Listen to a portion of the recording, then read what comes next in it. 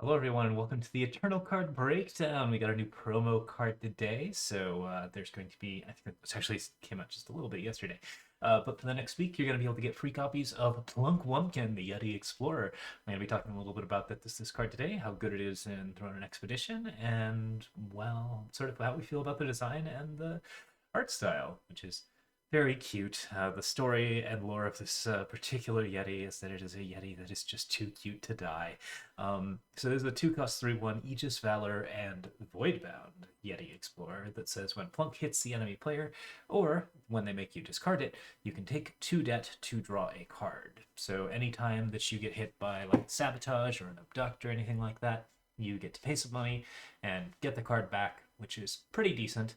And in addition, if this card actually manages to hit the opponent for any reason, which is fairly likely with the Valor keyword, although with 1 health it's not incredibly likely, you can then get it to draw you additional cards at the cost of a full 2 debt, which is comparable to just paying 2 to draw a card, in that it is an okay rate overall for cards, but due to the fact that debt is like a little bit more flexible and can be paid for, at times when you wouldn't otherwise be able to pay for it, this card will consistently at least be drawing you cards as long as you are willing to take that debt and have it delay further turns or delay further accumulations of cards.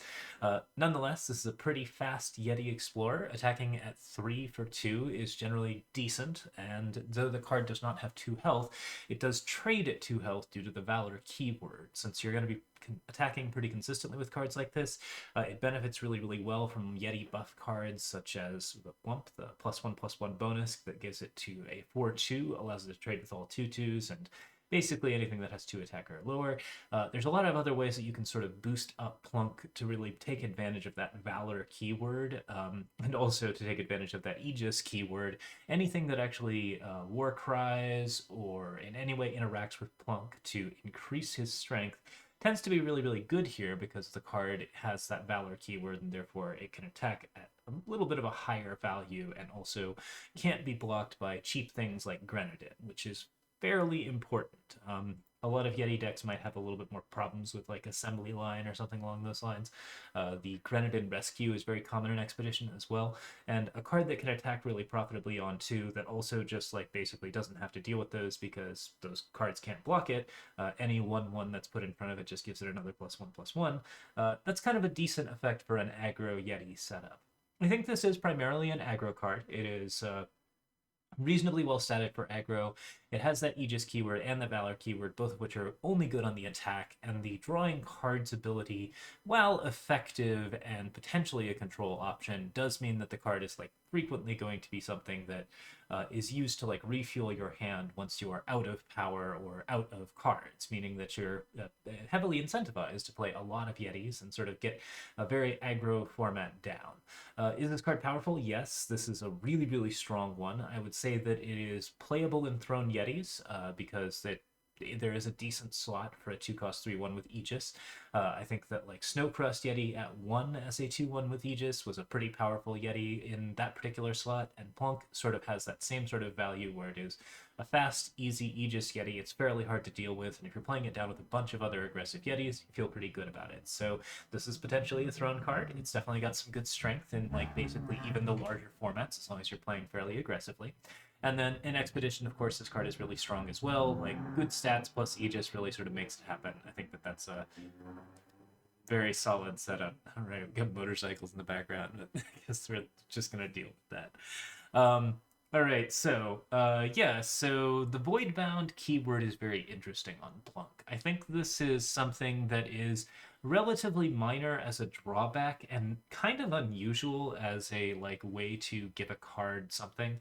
Like I think it's actually a flavorful Voidbound, which is very unusual. Typically, Voidbound is something that you put on cards to sort of uh, basically to make sure that they are not overpowered. Like you stick it on cards that have recursion so that if there is some sort of like excellent recursion going on, then you don't get an infinite loop that goes completely crazy. Most Voidbound cards are put into place so that they don't like have like big abuse case scenarios. In this case, the Voidbound is almost sheerly flavor. You're not necessarily going to be playing Plunk in a Feln deck anyways, so getting the card back from the Void is never really all that much of an issue. It's just kind of a cute thing, and then if it dies for good. And there's something like mildly maniacal in that design. I think it's a cute little extra keyword that isn't actually very relevant, but does give it 3 battle skills, or three. Well, no, it's not considered a battle skill, so nonetheless gives it 3 skills. And makes it so that the card can like benefit somewhat from silences in weird ways. Yeah, it's not particularly important that the card has void bound one way or the other, unless you are like somehow trying to figure out some way to make yourself discard cards, but the enemy player has to make you discard anyways, so it's not really going to work that way. In any case, the fact that this card does respond to your opponent fishing into your hand is pretty strong. I would say that like getting abducted here and having to discard Plunk is kind of interesting. Like I'm not even sure if you can steal it because of the void bound. I think you can steal it.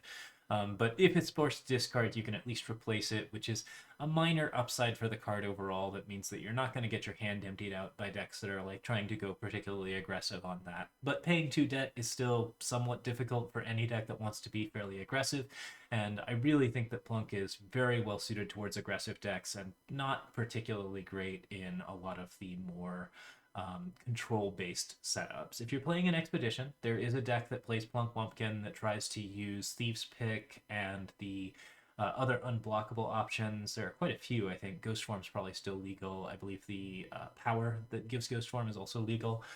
So you could potentially just like get a lot of unblockable plunks across and steal cards from your opponent in that respect by just paying 2 debt to draw a card, not actually stealing, but flavorfully stealing, as Plunk is a dragon raiding yeti.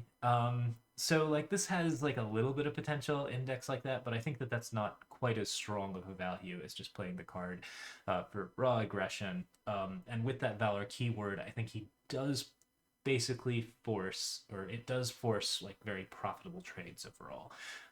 You're very, very likely to have Plunk run into cards that your opponent doesn't really want them to run into. This thing trades with everything up to a 4/4, and very frequently, if your opponent has like a 4/4 down and that's their only creature, it may be preferable for them to block a 2-drop than to actually like let you draw cards. So there's a really good chance that Plunk trades up. He's decently aggressive. He's got that Aegis keyword. He doesn't have problems with some specific archetypes, specifically like large amounts of Grenadin and small tokens, as well as with like discard synergies and other things like that. So overall, just a really well-designed, solid little aggro unit that notably doesn't have like the stats to be completely overpowered or ridiculous. Nonetheless, a tier 1 Yeti, super, super strong, and probably something that we can see in Throne decks as well as Expedition decks just in terms of raw power levels. So that's very, very cool as well. And also adorable art, really good design. The Voidbound thing is just like kind of a cute little extra. I really kind of like that.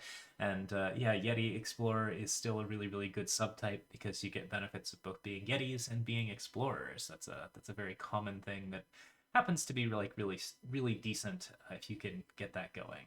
I like it as much as Yeti Gunslingers. It's always good to have that little extra when you're playing with certain types of decks and certain types of strategies. You can keep an eye out for that tribal synergy as well. But overall, just seems like a really, really solid promo card. Definitely one you want to pick your copies up of, so don't forget to play your games and get your wins of the day for Plunk Wumpkin. I'm sure there will also be a premium promo bundle that you can buy for like 500 gems. But yeah, should be a pretty delightful time. And that's really all we have to say about this particular card. That's Plunk Wumpkin, Kin of Wump. Very, very good. Solid, solid design. Super cute. And that's our card review for today. Thank you so much for watching, everyone. We'll see you next time. I should have some Eternal Brews coming up very, very soon. We're currently in the process of editing them, but I think they'll be up pretty quickly. So stay tuned for those, and I'll see you next time. Bye.